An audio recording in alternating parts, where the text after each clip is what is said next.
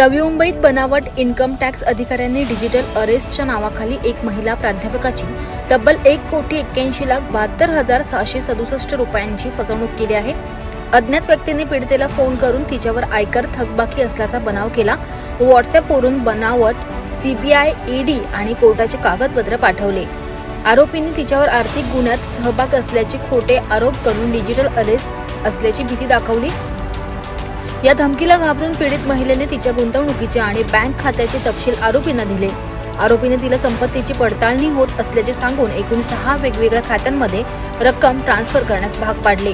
काही दिवसांनी फसवणूक झाल्याचे लक्षात येताच तिने नवी मुंबई गुन्हे शाखेत तक्रार दाखल केली। पोलीस नागरिकांना सतर्क राहण्याचे आवाहन करत असून अशा प्रकारच्या कोणत्याही कॉलला बळी न पडण्याचे आवर्जून सांगण्यात आलेले आहे। आपण पाहूयात या संदर्भात काय माहिती समोर आली आहे। 14 और 15 जनवरी को एक लेडी विक्टिम को कुछ साइबर क्रिमिनल्स ने व्हाट्सएप पे कॉल करके उनका नाम किसी ईडी के केस में आया है और उनको कोई documents, fabricated documents income tax और ईडी, सीबीआई, सुप्रीम कोर्ट के भेज के उनको घबराया। उनको बोला कि आपकी भी इसमें इंक्वायरी होगी, आपकी सारी प्रॉपर्टी सीज की जाएगी और उनको बोला कि आपको डिजिटली अरेस्ट किया गया है। डिजिटली उनको अरेस्ट करने के बाद उनको बोला कि आपके बैंक के डिटेल्स वगैरह भेजिए, प्रॉपर्टी के डिटेल्स भेजिए। तो फियरिंग कि she is put under digital arrest, उनको लगा कि हमको डिजिटली सच्ची में अरेस्ट किया है। उन्होंने सारे अपने डॉक्यूमेंट्स वगैरह उनको भेजे और फिर जो उन्होंने मांगी वो रकम वो ट्रांसफर करती गई अपने बैंक अकाउंट से। ऐसा लगभग 1,81,00,000 रुपया उन्होंने ट्रांसफर करने के बाद फिर वो पुलिस के पास आई। हमारे पास आने के तुरंत बाद 1 महीने के बाद वो आई। आने के बाद साइबर पुलिस स्टेशन में केस रजिस्टर किया। विक्टिम एक लेडी थी, इतनी बड़ी रकम साइबर क्रिमिनल्स ने लूटी थी, इसलिए हमारे CP Shri Milind Bharambe, additional CP Shri Deepak Sakore, DCP crime Shri Amit Kale, इन्होंने सेंट्रल यूनिट के हमारे सीनियर पीआई सुनील शिंदे और उनके स्टाफ ऑफिसर्स और स्टाफ को इसमें डिटेक्शन के लिए बोला।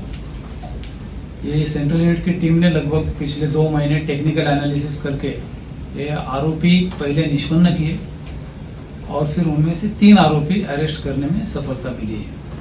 अरेस्टेड एक्यूज्ड के पास से लगभग 11 लाख के ऊपर रकम हस्तगत की है, जो विक्टिम को वापस दे दी, लौटाई गई है।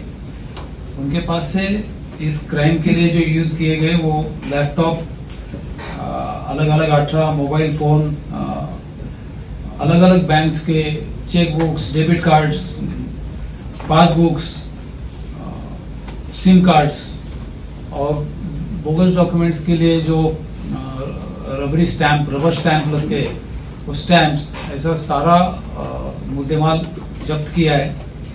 आरोपियों के खिलाफ इसके पहले पुरानी भी केसेस है। इस बार भी उनके पास से अपार्ट फ्रॉम ये केस छोड़ के और एक थाना साइबर पुलिस स्टेशन का केस डिटेक्ट हुआ है और उन्होंने जो अकाउंट्स ऑपरेट किए, जो ओपन किए, उसमें एनसीसीआरपी पोर्टल पे जो 73 केसेस रिपोर्ट की गई है, उसमें से पैसा उन अकाउंट्स में गया है, ऐसा हमने अभी तक की जांच में पाया है, जिसमें मिजोरम, झारखंड, जम्मू कश्मीर, वेस्ट बंगाल इत्यादि शामिल है। ये इनकी मोडस ऑपरेंडी ऐसी है, एक दुकान या गाला किराए पे लेते, उसमें डॉक्यूमेंट्स बना के बैंक अकाउंट खोलते हैं, करंट अकाउंट खोलते हैं, उसका इंटरनेट बैंकिंग फैसिलिटी लेते हैं, उसका लिमिट ट्रेस करके लेते हैं और ये सारे बैंकिंग के जो भी क्रेडेंशियल्स है, वो यूजर नेम, पासवर्ड और उसका डेबिट कार्ड और उसके लिए यूज किया जाने वाला मोबाइल सिम, ये सारा वो दुबई या अन्य देश में भेजते हैं, जहां से फिर ये कॉल शुरू होते हैं। ये बैंक अकाउंट्स भी वहीं से ऑपरेट होते हैं। हालांकि बैंक्स इंडिया में है, लेकिन अकाउंट्स जो ऑपरेट होते हैं वो बाहर से किए जाते हैं और ये पैसे इमीडिएटली अलग अलग बैंक्स में ट्रांसफर किए जाते हैं, जो इनके अकाउंट्स होते हैं। एनसीसीआरपी पोर्टल में जब केस रजिस्टर होती है तो 4th लेयर तक ऑटोमेटिकली लीन हो जाती है अमाउंट, लेकिन इस केस में हमने पाया है कि ये 17 लेयर्स तक उन्होंने अकाउंट्स यूज किए हैं। ये सारे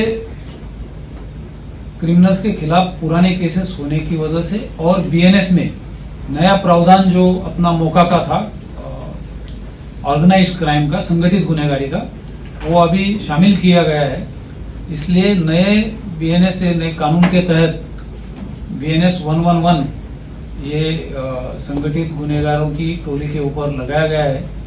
इसमें अभी कुछ इन्वेस्टिगेशन बाकी है, इसलिए फर्दर डिटेल्स हम डिस्क्लोज नहीं करना चाहते। आवाज स्टुडिओसाठी पुरुषोत्तम कनोजियासह पंकज बेनोरची रिपोर्ट, नवी मुंबई।